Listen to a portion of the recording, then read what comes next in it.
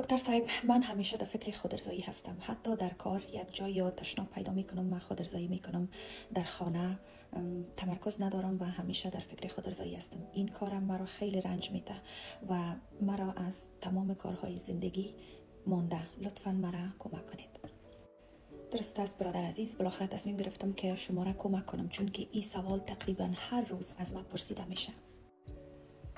به عنوان یک دکتر چند راه حل براتون پیشنهاد میکنم که شما این راه حل امتحان کنید.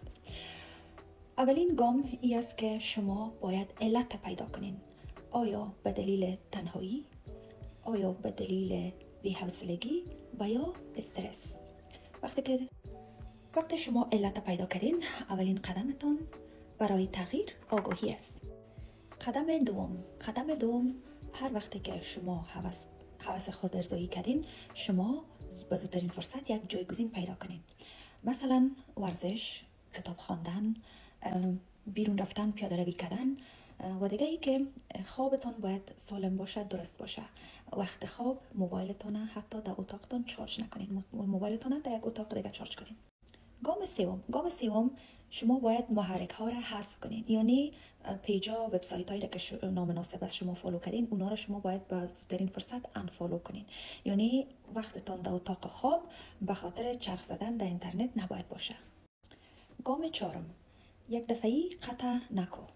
میتونی که تدریجی پیش برین. مثلا در هفته اول 3 بار، بعدش میتونین که یک چالش برتان بانین، مثلا 7 روزه، بعد از او 30 روزه. و هر وقت که مثلا شما این چالش تانستین که سرش حاکم شوین، به خود یک جایزه میمانین. گام پنجم اگر فکر میکنین که شما معتاد شدین، مثل که آدم معتاد سیگرت و شراب یا دخانیات میشه، اگر شما فکر میکنین که معتاد شدین، مثل که ای آقا به نظر من معتاد معلوم میشن، شما باید با دکترتان یا یک روان درمانگر یا سایکولوژیست ارتباط بگیرین، به خاطر که این میتونه که در سلامت روانتان، در سلامت یا در ارتباطاتتان، در کارتان یک تخلل ایجاد کنه.